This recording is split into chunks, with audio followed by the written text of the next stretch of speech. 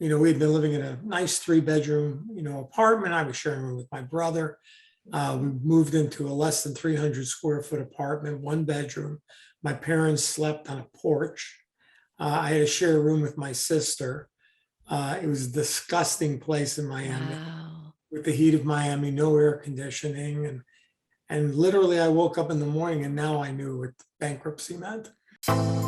Welcome to the More Than Corporate podcast. I'm Amber Furman, recovering perfectionist and serial accomplisher. If you're anything like I used to be, you've been living your life thinking that if you accomplish enough stuff, you'll finally find the success you've always wanted.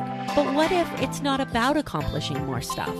What if it's about accomplishing the right stuff? I believe you don't find success, you create it by intentionally designing the life you want and having the courage to get out of your comfort zone to live your design.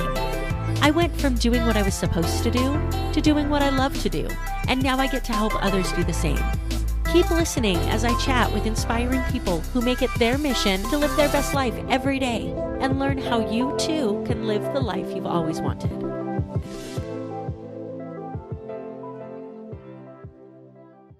Welcome back to another episode of the More Than Corporate podcast. I'm really excited to have my guest, Michael Coles, with us. Michael is the author of Time to Get Tough. He is the founder of the Great American Cookie Company, the former CEO of Caribou Coffee, cyclist, fisherman, amazing individual. I'm so glad to have you on the show, Michael. Thank you so much for coming on with me. Thank you. I am so excited to have you here. I think that your background and the experiences that you have are going to be so beneficial. And I know that you're full of so much knowledge, but I want to go back because I always think it's really interesting to learn what led to the mindset that created the life that you have now. So when you were a kid, maybe 12, 13, 14 years old, what did you think your life was going to look like? Wow. Well, my life was pretty much in turmoil about the time I was 12. My dad had gone bankrupt when I was 10. And I obviously, as a 10-year-old kid, I really didn't know what bankruptcy meant. I knew that I came home from school. There was a panel truck outside my house, had all our personal belongings on it. My dog, I had a black Cocker Spaniel named Lucky. She was sitting in my red wagon with a bowl and her food, and my parents had arranged for me to give away my dog. And so bankruptcy to me was you lose your house and you lose your dog. That's what it meant. I had no understanding of the financial aspect. Wow. And my dad, who always thought he would recover, continued. We moved to an apartment. We had all our stuff around us. Didn't really feel that different. But by the time I was almost 13, my dad, who thought he would always recover, had continued living a lifestyle that was above his means. His wages were being so garnished that he was barely bringing home a paycheck. And so in the middle of the night, after they had basically sold everything we had, we moved to Florida, which was a debtor's state. And so you couldn't get your wages garnished. And when we got there, we had been living in a nice 3-bedroom, apartment. I was sharing a room with my brother. We moved into a less than 300 square foot apartment, 1 bedroom. My parents slept on a porch. I had to share a room with my sister. It was a disgusting place in Miami. Wow. With the heat of Miami, no air conditioning. And literally I woke up in the morning and now I knew what bankruptcy meant. And so I woke up and I had 2 choices to make. One was whether I could believe, like my dad did, that this was going to give him a clean slate, start over and recover, or I could take and accept the fact this was the new reality and get a job and try to help my family. I was almost 13. It wasn't heroic at all. I was very upset about it. I was angry because when my parents told me we were moving to Miami, I was thinking about teenage girls in bathing suits. Not working. So you were thinking, yes, I get to go to Miami and get a job. But the minute I made that decision, I knew that, my teenage years were not going to be what I had wanted them to be. And I did get a job. And when I was 13 years old, I was very, very fortunate to have met a man named Irving Settler, who had a clothing store where occasionally when I had some money, I could buy something, but I had gotten to be friends with him over those months that I had been there. And he hired me and became my boss, mentor, and really a second father, and virtually started making me believe that I could actually have a real life. That he was teaching me business. I'm not kidding. It was like that show where Professor Higgins is teaching the woman from can't remember, My Fair Lady. Is it My Fair Lady? Yeah. And Irving not only was teaching me about business, but he would literally, he and his wife, my parents, we had no money to go out to eat. And he would take me out to dinner, show me which fork to use, honestly, which fork to use, and Wow. how to order. And so I would say at that point, that when I was about 14 or 15 years old, I really began to believe that I could have a successful life, whatever that meant. Yeah, there's so much that's going through my head, both this ideological idea of how crazy it is that your life turned out the way that it did because of the things that you were not excited about as a kid, right? Do you ever look back and think about what life would have or could have been if you weren't forced to get a job at 13? Or are you the type of person that doesn't think that way? No. I mean, there definitely, when I look back at, I never think about what it might have been like. I mean, I know, look, my life was not as tough as others. My parents were not as poor as others. My opportunities were not as limited as others. But I would say that two things. If I had a guess, I would say that if my father had not lost all his money and had recovered, or whatever it may have been, I would have had a different life. And I don't think, frankly, it would have been as meaningful a life. It might have been an okay life, but I don't think it would have been as meaningful. I don't think it would have given me the thought processes I've had around giving back and education and mentoring and all those other things. I also think that if I hadn't met Irving Settler when I did, it's very possible, because I had many friends that were in the industry, the clothing industry I was in. It was a wild time to be in the fashion clothing business. It was, literally, sex, drugs, and alcohol. I mean, it was crazy. Wow. And Wow. I lost 3 of my closest friends to drugs. But I was again fortunate somebody stepped in. My wife, Donna, stepped in right around that time. And it just, it completely changed my life. And so I've been very lucky. Look, I wrote my book, Time to Get Tough, How Cookies, Coffee, and a Crash Led to Success in Business and Life. And there are 4 people who saved my life. And I know that without those 4 people, my life would be very different than it is today. Yeah, it's so interesting to look back on those people and those things and those experiences and know that they shaped the life that we have right now. And you're right. If you think about life being different, it's not a matter of like better or worse, just different. And life is so great right now and meaningful for you that different isn't appealing, I'm sure. I'll say one thing. I did a talk yesterday in Atlanta, and I got asked this question. I get this a lot. Someone, they asked me if there was anything you could do differently, would you go back and do it if you could do it? And my answer to that is always, as long as you can promise me that I'll be right where I am now, yes, there are things I would go back and change. But if you can't promise me that I'm going to at least have what I have now, no, I don't want to change anything. Yeah. And that's such a powerful answer because, we've all seen the butterfly effect movies, the whole Sure. like frequency movies where you change that one thing in your life and then everything else changes. That's supposed to teach us about the blessings in the hard times and all of that stuff. But to say like, I am so satisfied with my life, I think that that's the goal for us as humans, right? To be in a place where we're so satisfied with what we have that the idea of changing something and not having this is not appealing Right. to us. So Right. I think that that's a really cool place to be. And I know I talk on this podcast a lot about the definition of success. And what you just said is definitely my definition of success. Like, I want a life that I wouldn't give up for anything, that I Right. wouldn't trade for anything, which I think is really cool. Yeah. And believe me, I made plenty of mistakes. My book is more about things that went wrong than things that went right.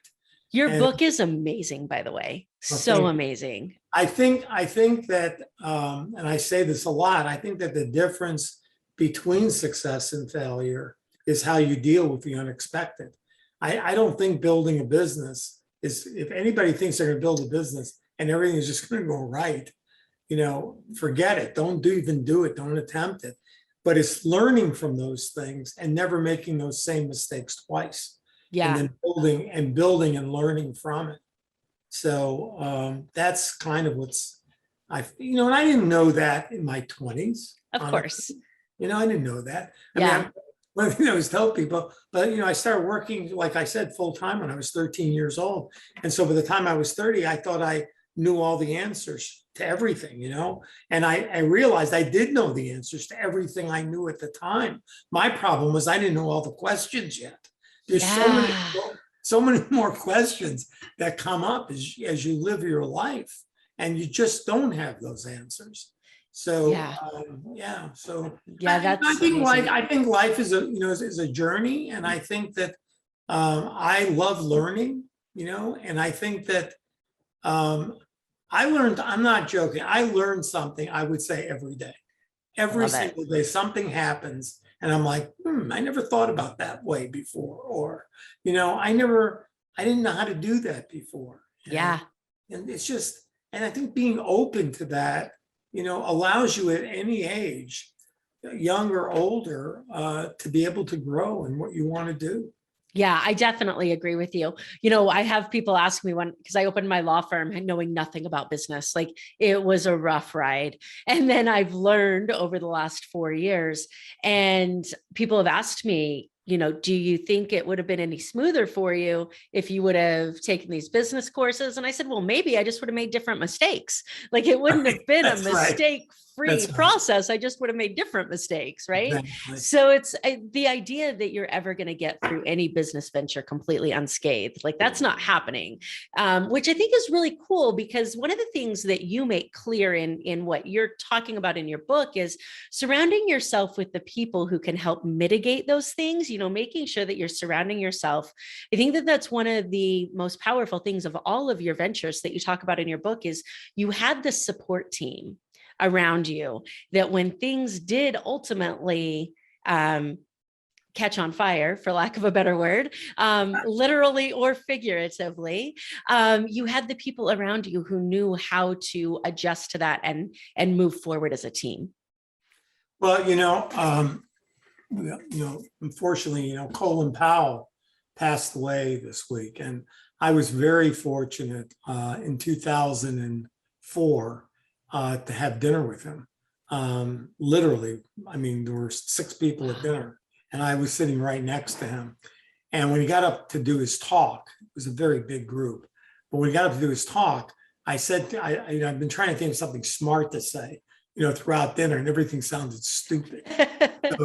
But then I finally realized I was going to lose this opportunity to ask him a question.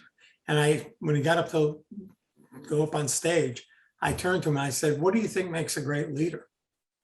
And without hesitation, he turned to me and said, you're a great leader when people will follow you, even if it's only out of curiosity. And, I've thought a lot about that over the years since he said it. And I think that it took me a long time. When I say a long time, again, we're starting at 13, but it took me into my 30s to realize, one, I didn't have to have all the answers. I didn't have to be the smartest guy in the room, that I could surround myself with people who were better at specific areas of the business than I was. And my job was just to lead them to the vision that we had as a company. That was my job. And ultimately, I got all the credit for that, more credit than I probably deserved.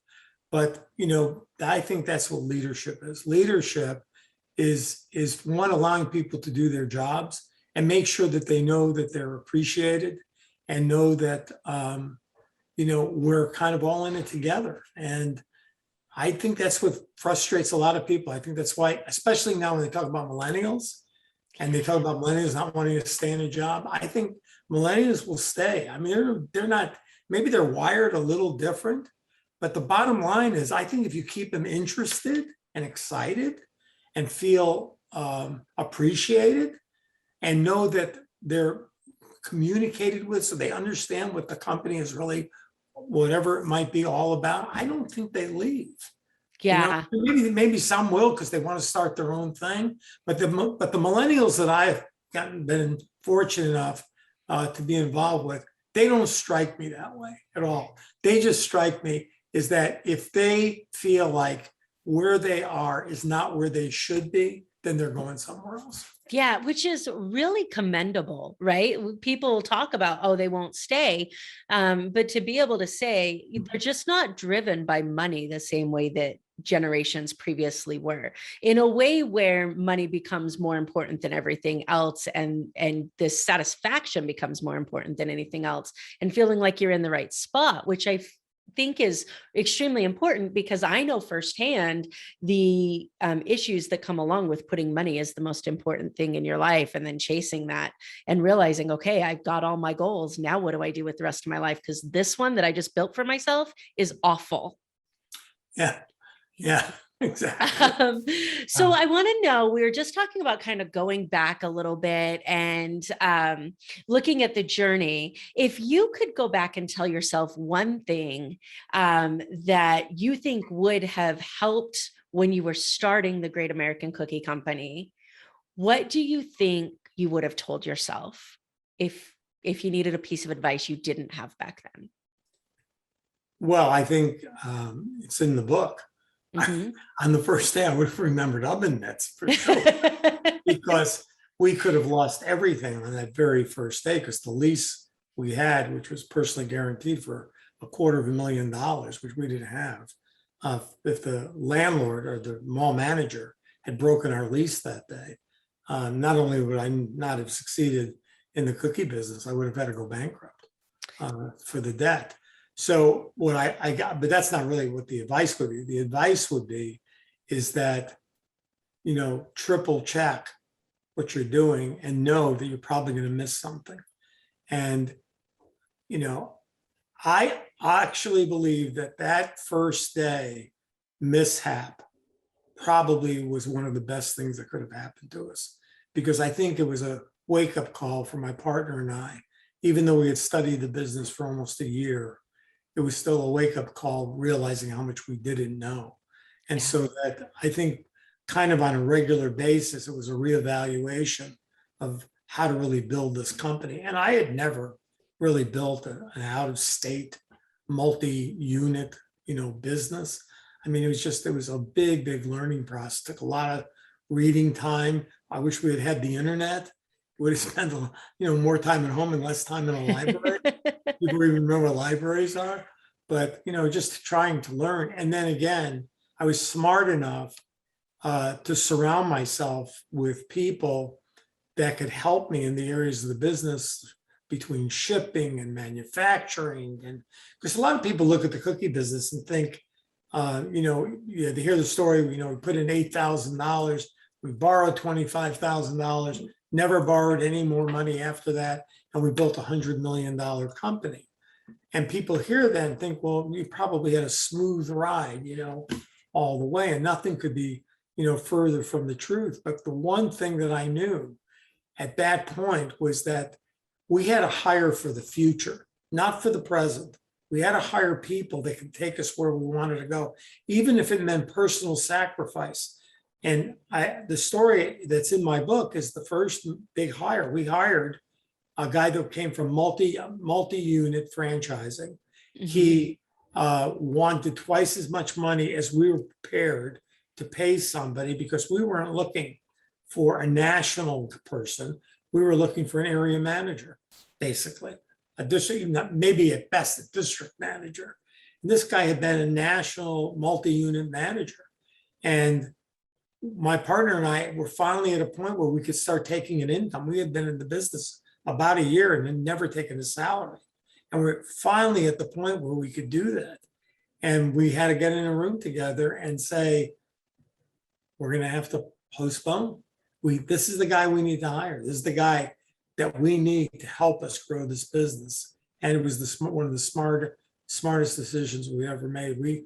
I think that's the one thing I would say that both of us were pretty good at was it's one thing to have a vision. It's another thing to use your windshield wipers and keep it clear as to where you're going.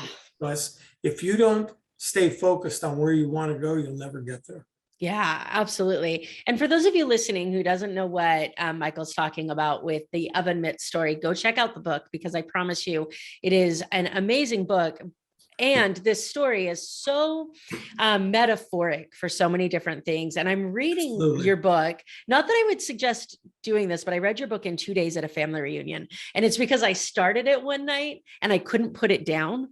And so I was like, you know what, I guess we're just going to finish this family. I'll be out in 48 hours. But I'm reading your book and it just reminded me of when I opened my law firm and I was like, okay, I'm good to go. I need to mail off this pleading. I was like, crap, where are the envelopes? Where are the stamps? Like, it's all the little things that people had always provided to me my entire career that could have been the downfall of the business. Then all of a sudden I was like, oh, I know how to be an attorney. Now I need to learn how to order stamps and folders and like create templates and all this stuff that you don't think about. So it's those little things, like the successes in the details of those little things. So, whenever when I was running Caribou, we had people that would apply for the job from a much bigger coffee company. No, the name will go unmentioned.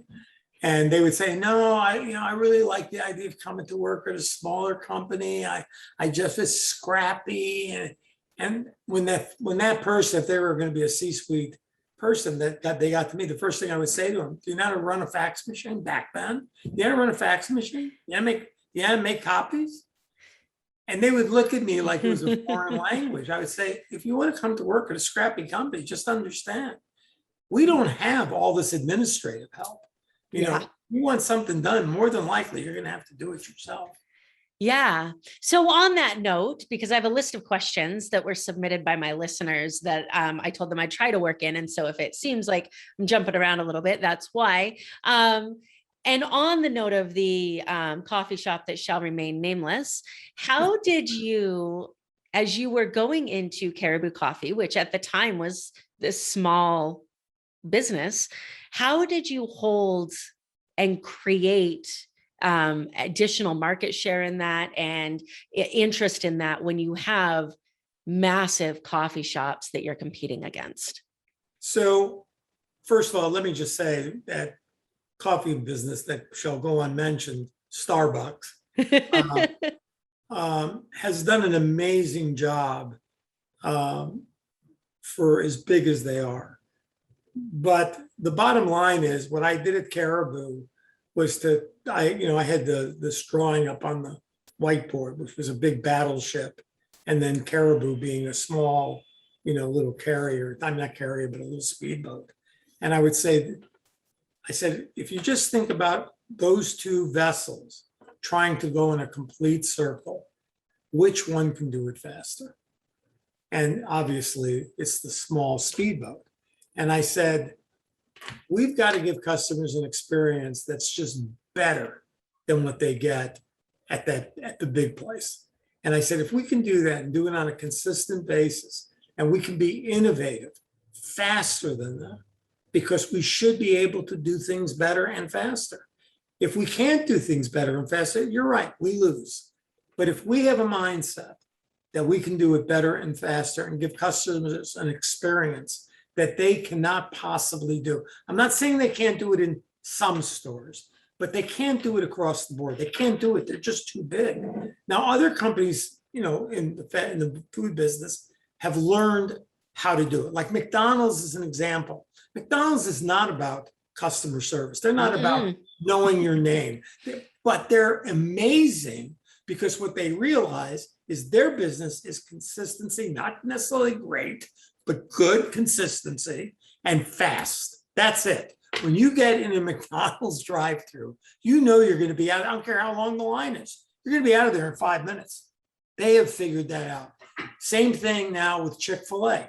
I'm not saying that Chick-fil-A is learning people's names, but they do give you a warm feeling. There is that consistency within the. I don't agree with necessarily everything that Chick-fil-A does, but the bottom line is the consistency of that business is amazing. And those were the examples of companies I used. I said, now we're different. We've got to learn people's names. We've got to make a connection with them. And my wife actually came up with this because I said, we got to know their DNA. And I could never put my arms around that, DNA, but I knew I know what I meant.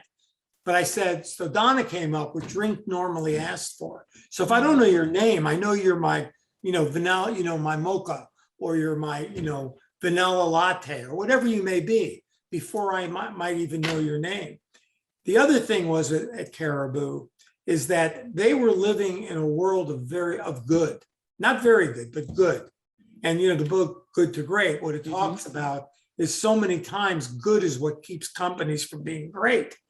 And I had gotten half of our management team on board to where I thought we could take the company. The other half was still lagging behind because they were still envisioning that Caribou was doing this consistently, which we weren't. And so I got a small van and I put 10 people in it. And I took them to 2 or 3 different Caribous, watched the process. They picked them. I didn't pick them. They weren't allowed to tell anybody we were coming. We just watched them. And then I said, okay, now we're going to go to a Starbucks. And we went to a Starbucks. And I'll never forget it. One of the person on the team said, they're doing the Caribou experience better than we are. And that was the wake-up call. And that's when the whole team got engaged in how are we going to fix this? How are we going to make it consistent? That's amazing way to visually show that you're not doing things as well as you think that you are, or somebody else is doing them better. So that's amazing advice.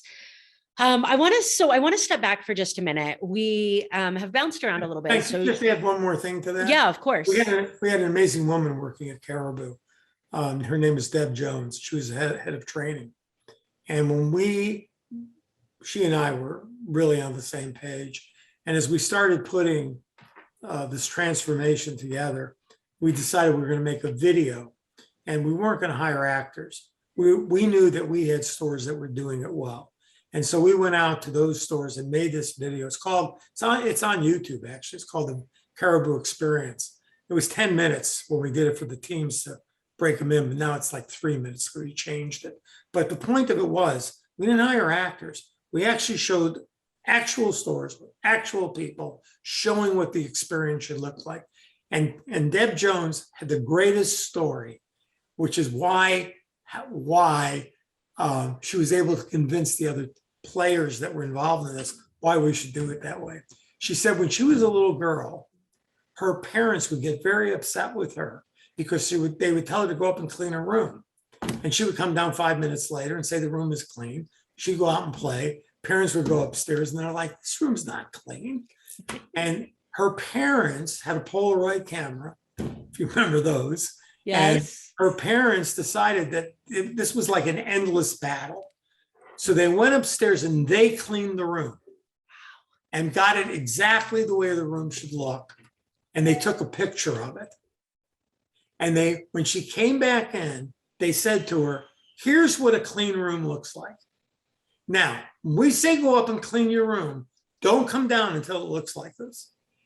And that was the whole point of the Caribou Experience video. You cannot always just tell people what something is supposed to be like. But if they see it and they can see the expression on customers' faces and customers expressing loyalty themselves to why they come there, such as one customer saying, it's the cheers of coffee, it makes a big difference. Yeah. And I'm really glad that you told that story, because I think that there's this, trend going on right now where somebody is saying, okay, I don't know how to do something in business. I'm just going to hire somebody to do it. And then I'm never going to need to learn it. And while it's important to surround yourself with people who can do things, if you don't know what's supposed to be being done, how are Right. you supposed to make sure that it's what you want? And so that whole picture idea of, hey, this is what I want it to be. Now, who can I find that can help me execute this at the level that I want it to be executed? That's an amazing way to look at it. Well, look at it also this way. Well, there's probably people sitting out there right now who have kids. They're not cleaning their room and have just said, man, this is the best idea I've heard. Yes. Yeah. Everything from your business to parenting, which isn't that the truth, that all the good things that work in one area of your life work well in the other area of your life. We just try to separate them. So I want to step back for people who haven't read the book, because I know that we've bounced around to some of your accomplishments, and there's so many that we can't dig into them all. You talked about the getting started in the clothing industry, and I know that you worked in sales in that too for a while, didn't you? And what were some of the lessons that you learned working sales in the clothing industry that allowed you to then found the Great American Cookie Company, take Caribou Coffee where it went, and then do all the other things that came after that? So, I would say that my first real boss, Irving, taught me most of what I know. I mean, I'm not saying that I didn't expand upon that because it was just a single store. But I think Irving taught me early on, if you have a good customer, it's a lot, what you want to do is work hard to keep them, because it's hard to get good customers and they cost a lot more time and energy and resources. And so as a sales guy, I always tried to do more than just bring in my wares and try to sell something and get an order. I always tried to do a little bit extra, something that was unexpected, that would tie them not just to the merchandise, but to me as a person. So, like this is not, most people are not going to relate to this, but, back in the days of the clothing business, especially the pant business, the jean business, I hired a young guy to work for me that would take inventories. There were no computers. So the way people had to reorder was they had to manually go out and take inventory. Most people only took inventory once or twice a year at the most. My accounts that I was cultivating, I was taking inventory sometimes 2 and 3 times a week. Oh, wow. And I would be bringing them orders. I would say, here's what you need to fill in. And so first it was good for me because I was getting not just, once or twice a season. I was getting orders sometimes 8, 10, 12 times a year, where you normally would have had 2 orders. That's it. You get an order in summer and you get an order in winter, and that's it. So, and that was all from Irving. I mean, that was all kind of, how do you make yourself more important to somebody?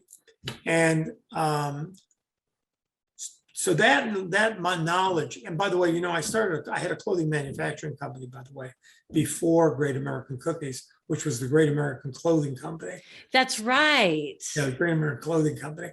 And, that company right there, it was based on that philosophy. It was how to make a real difference for major companies who were putting in big orders for special products that were being made. I think my first business, which went bankrupt, my first chain of retail stores that went bankrupt, which I learned the big lesson of, you don't have to know everything, but you better pay attention to everything. Yes. Yeah. So I knew I'd go back in business and make mistakes, but I wouldn't make the same mistakes. But I think, again, one of the things that people have to accept is their own responsibility when things don't go right. I mean, the blame game may make you feel good, but it doesn't grow you as a person. And that's not just in business, that's in your personal life. That's kind of everywhere. And so when we went into the cookie business, which honestly, I never expected it to become the business it became. I had a devastating motorcycle accident that didn't allow me really to do anything else. And I had to focus on that business because I had no other source of income and couldn't afford to lose the money that we had invested and were responsible for. And I realized that the cookie business the way we ran it, we could have just as easily been selling clothes. It was the same basic principles. The manufacturing business of clothing was the same principles of manufacturing batter. When I got to Caribou, I had never been in the coffee business. It's all the same. It's just the same. Manufacturing is the same. Selling retail is the same. A lot of people just forget that. And I've been very fortunate, and I'm very grateful to the people that helped me grow these businesses, and probably don't get enough credit for what an incredible job they did. And also all the great customers that were out there that bought all these products. Yeah. Yeah. It is all about the people, right? We forget that sometimes. It's all about the people around us.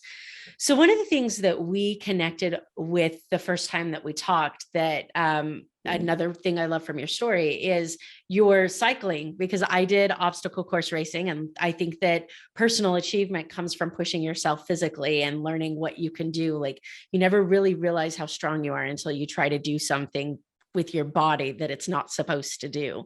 What led you to decide, because it sounds so crazy, that you wanted to ride a bicycle across the United States?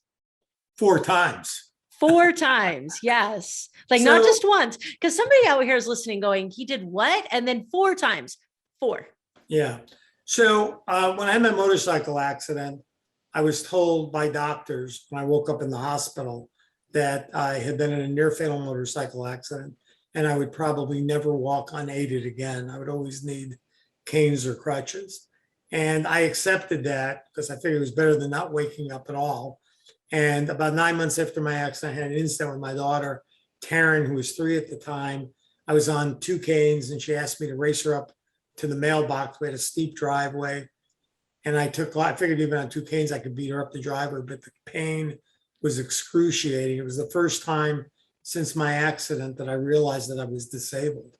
And it was devastating, and she could see it in my face. And before I could even make an excuse to her, she just looked at me and said, Daddy, I'm really too tired to run to the mailbox. It about killed me.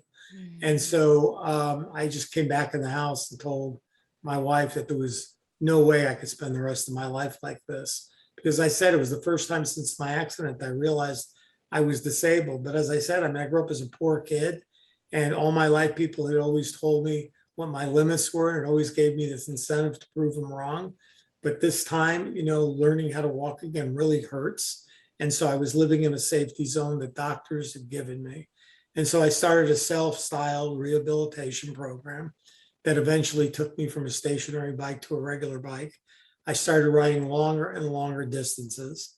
And as I got stronger and more flexibility, I realized how lucky I had been that I had had the drive and determination to get better, and that there had to be a lot of people out there that might have given up. And if I could do something on a bike to show them that you just can never quit, you got to keep trying, that maybe it would act as an incentive for them. So I got this nutty idea to ride from Savannah, Georgia to San Diego, California. I wasn't really thinking at the time records. I was thinking like 30 days, and then it became 20 days, and then it became 10 days, because I knew what the coast to coast records were from like LA to New York. And so that first race, I was very ill prepared. I crossed the country in 15 and a half days. And then I knew it was not my best effort. And so that was 1982. 1983, I did it again, set the same record, same goal, 10 days. I was on a sub 9-day record. I was less than 500 miles from San Diego. Would have gotten across the country in 8.5 days, almost like a week faster than the year before. And I got blown off my bike by a dust devil, which I'm sure you're familiar with in California. Yes. Yeah, they're little dwarf tornadoes. I got blown off my bike and broke my collarbone, and the ride was over. So I went again in 1984. And this time, anybody that rides a bike, we started out with 30-mile-an-hour headwinds, and got those headwinds got all the way up to 70 miles an hour when we got to the trailing edge of the Rocky Mountains. coming into San Diego, to the point where you couldn't ride the bike, you couldn't stay upright. You had to just walk. So there's a documentary that shows me literally pushing my bike up the hill. And I was prepared to walk the last 30 miles into San Diego if I had to. And anyway, I did manage to break my record. I got across the country in 11 days, 8 hours, 15 minutes, broke my record by over 4 days. And then in 1989, I joined a 4-man team to do the race across America, which went from LA to New York. And we raced against 5 other teams. We crossed the country. We won the race across America. We crossed the country in 5 days, 1 hour, 8 minutes. It's the fastest crossing by a 4-man team of the United States ever. And it's the fastest 3,000 miles ever covered under human power. And here, all these many years later, both records still stand. That's so amazing. I loved that part of your story for so many reasons. I'm interested to know though, so actually before I ask that question, where did these races fall in the timeline of your business? Was it while you were at Great American Cookie Company before? Oh, yeah. Okay. Yeah, I was, we were probably in 82, we probably had about 50 stores. And by 1984, we had over 100 stores. So it was 82, 83, 84, and all the way up through 89. And we were content. And I learned so much about running my business, building a team from doing those events, things I probably never would have known how to do as well as I did. But the biggest part of it was in 1984, and anybody out there that wants to see a documentary, just look at Michael Cole's on YouTube, Michael Cole's Bicycle. This was a documentary that was done. The winds were so devastating. I remember standing in San Diego, holding my bike over my head and thinking to myself, I will never look at any problem ever again the same way. Yep. Because I had to reach so deep to finish, to get across the country with those devastating headwinds, that I knew nothing I ever would look at again would ever be as difficult. Yeah, that statement right there is the reason that I tell people to push themselves physically, because you never know. Like I think I mentioned to you, I wear this wristband every single day from my first 24-hour race, because every time stuff gets tough, I get to look down and go, it is never as tough as running 24 hours in the desert. Right. Exactly. Ever. That's amazing. And you started to lead into exactly where my question was going. And my question was going to be, what is it that this experience of riding across the country 4 times, what do you think that taught you? What's one of the biggest lessons it taught you about running your business? Well, I'd say honestly that the biggest one is that there's a chapter in the book called The Last 5 Miles. And it was something I didn't even remember that had happened in 1984. Because when I got to San Diego, I was 5 miles from the courthouse, and all across the country, I had police escorts to get me through the cities. And so when I stopped, it was by my own choice. I never had anybody making me stop, because, it's not that I didn't stop. I'd only slept 22 hours in 11 days when we got to San Diego, less than 2 hours a night. And so when I got to San Diego, we couldn't get a police escort. And I didn't remember any of this until I wrote the book. I literally woke up at 4 o'clock in the morning thinking I had been dreaming, and realized this was the experience. And we had to go back and rewrite most of the book. But the last 5 miles, which I didn't remember, I got stopped by the first traffic light. We had no support behind us anymore. And my body started to break down. I felt my legs start to cramp. I was with a friend of mine who had figured out the route to get me to the courthouse. And I looked at him and I just said, I got nothing left. I'm not going to make it. And he looked at me like I was speaking a foreign language. I'd just ridden all these thousands of miles. And now the last 5 miles, I was ready. I was ready to quit. And so it just became a thing of intermediate goals. It was like, all right, let me see if I can make it to the next traffic light. Can I make it to the next telephone pole? And then eventually I made the right turn onto Broadway, going to the courthouse. And there were people cheering on the sidewalk and stuff because people knew I was coming. The adrenaline kicked in and I got to the courthouse. And I didn't remember any of that. But well, here's the crazy part of this. What I learned in those last 5 miles, even though I didn't remember it, guided me every day since then. Because what I realized is that it doesn't matter how many thousands of miles you train. It doesn't matter how many days, weeks, or months you put into something, even years you put into something. If you don't finish the last 5 miles, you will not prepare yourself for the next 5 miles. Now, obviously, that's a metaphor. But in business, we all find ourselves working on something that's not going the way we expect it. And you can do one of two things. You can just walk away and drop it, or you can try to at least complete it and then learn from it for the next project or product you're going to develop. And so that, I don't know that my thinking ever would have changed in the way that it did after 1984, but it definitely didn't. It guided me. And think about the fact that that was in 1984. I wrote the book. We started writing the book in 2016. I didn't remember it until 2017 when we were about to send the book to the publisher. That's when it hit me that had happened. And there's one other thing. There's one other thing. You know, people sometimes that have watched my documentary and see those 70-mile-an-hour winds, because I'm telling you, until you see what it looked like, you can't even imagine how bad it was. You know, people will ask me, why do you think you find, what motivated you to keep going?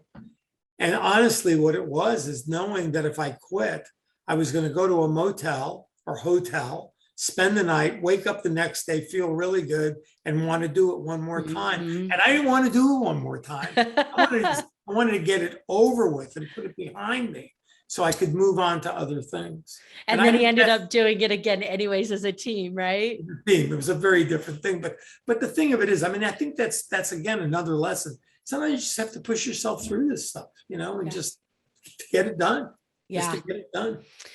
You know, Michael, you and I could sit here and talk for hours about all of the things that you've learned about business. You are such a wealth of knowledge. Your book has this amazing way of taking entertainment and stories and metaphors and connecting them to business in a way of something that I have never connected with before. And for anybody out there who said, you know, I'm not a big fan of business books because they're too technical, I encourage you to check out Michael's. I'm actually featuring it in the book club this month, which has been fantastic. So Time to Get Tough, cookies. What's the rest of the title? How Cookies, Coffee, and a Crash Led to Success in Business Life. What I tell people, it's a book about business, but it's not a business book. It's not a business book. It's great. And when I tell you guys that I read it in 48 hours camping at a family reunion, like it's that good. If anybody wants to follow up with you, what's the best way for them to connect with you? Are you on social media, or what's the best way for them? And I have a website also, michaelcoles.com. Perfect. And it has all my contact information. And, you know, I appreciate this time with you. And if you ever want to get back together again, let me know. We can talk about other stuff. Yes. But, when I wrote the book, I did not write this book to boast about my career. I really wrote this book to hopefully use my life as an example, all the trials and tribulation I went through to build my career. And I thought it was a very relatable book to most people, that they in fact would maybe read the book and say, well, you know what, if he did that, I think I can do that. And maybe step out of their safe space and try to do more maybe than they thought they could. And I have to tell you, when this pandemic hit, I couldn't believe the letters that I got from people that read my book, because the impact that some of the stories had during that time were very helpful to people. And I couldn't have asked for more in writing the book. And by the way, all of the proceeds, all the honorariums that are connected to the book all go to a scholarship fund for veterans that my wife and I established at Kennesaw State University. When the GI Bill runs out, where a lot of veterans run out of money and can't complete their education, that's where this steps in and helps them finish it. So it's absolutely amazing. We're not making money off it. If you buy the book, you're doing a good thing for veterans. Yeah, absolutely. And we'll have the link to the book in the show notes as well. So really quickly, before we wrap up, I want to be respectful of your time.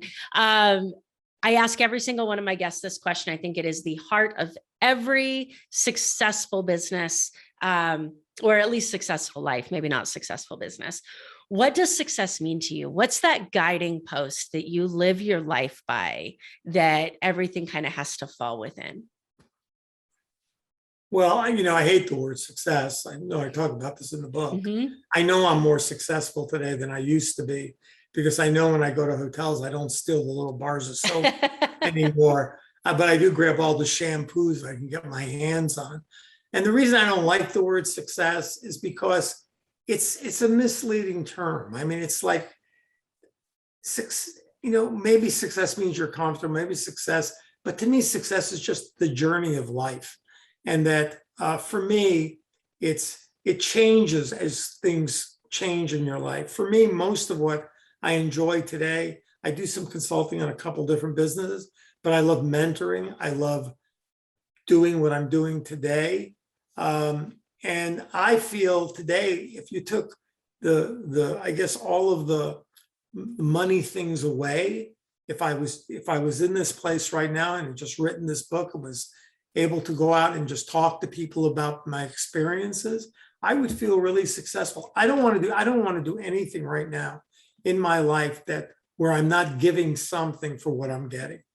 Yeah. I want it to be a win for both sides. That's And absolutely amazing. so that's what success means to me. That's amazing. All right. So quick little fun random round as we wrap this up. You okay with that? Sure. Perfect. If you could do anything other than what you're doing now, or I guess what you've done in the past, what profession do you think it would be fun to attempt? Oh, that's so easy. Before my dad went bankrupt, I was gonna be an actor. Okay, I could see it. I I could would've- see it. You have the voice. I would have had probably, who knows what would have happened to me, but I was doing stand up as a kid. I was doing impersonation. That's I awesome. was doing some acting. That's probably where my life would have gone. But I'll be honest, I wouldn't trade the life I have now for anything. That's amazing. If you could time travel, where would you go and why? Oh, boy, that's a tough one. If I could time travel, I think it would be, I'd go back to probably 1984 and had the opportunity to take my dad to play golf. Oh, wow. That's amazing. He died, Um, he died the following year. Every time I hear stories like that, I think we talked about this. My dad passed away when I was 18. And somebody answered this question by saying, if I could time travel, I would go back and listen to all the things my dad said when I wasn't listening. And I was like, and now I got to go. Like, that's the end of the interview. It's so true. Being able to go back and do things with people that we didn't get to do because of whatever our circumstances were. Well, you always think you're gonna have more time. Yep, absolutely. All right. Other than your amazing book of Time to Get Tough, what book would you recommend to a new business owner or entrepreneur, whether it be the mindset, the tactical side of things? What do you think that everyone should read? This great book called Execution by Larry Bossidy and Ram, I can't remember his last name, but it's a great book. These two guys came out of GE, and I gave this book to my team at Caribou when I got there. Everybody read it. We went away for a retreat and we talked about the book. And really the thumbnail of the book is that execution is not an event. It's got to become part of your culture. Mm-hmm. That you've got to be reinventing yourself all the time. That's amazing. One of the things I talk about all the time is that if you're in competition with someone and you do something really well, just remember that's your competitor's starting point. Yep, absolutely. And last question, because I'm a music nerd, so I have to add this to my playlist. What is your pump up song? What is it that you listen to that you just can't have a bad day? Oh, I'm so old school. I'm embarrassed. It's Bob Seger. Yes, don't never be embarrassed of Bob Seger, old time rock and roll. Yes, I listen to that song, and I listen to that song all the way across Texas on my bike to keep myself motivated. That's amazing. One of the great songs ever written and done. I love that. I love it. That's amazing. It will definitely be going in the playlist. It's already in my personal playlist. It'll just be going in this one. So, Michael, thank you again for your time. I look forward to connecting again. And thank you for spending some time with the audience. Yeah. Thank you all for listening. Appreciate it. Hope to see you again. Thank you so much for listening to this episode of the More Than Corporate podcast. If anything that was said during this episode resonated with you or provided value in any way, it would mean the world to me if you would head over to iTunes and leave a rating and review for the More Than Corporate podcast. Thank you so much for taking the time to do that. I'm really looking forward to connecting with you. If you'd also like to connect, I've created a Facebook group that is full of amazing people who also make it their mission to live their best life every single day. If that sounds like something that you're interested in, the name of that Facebook group is Success Center. Head over there, request to join, and I look forward to connecting with you soon.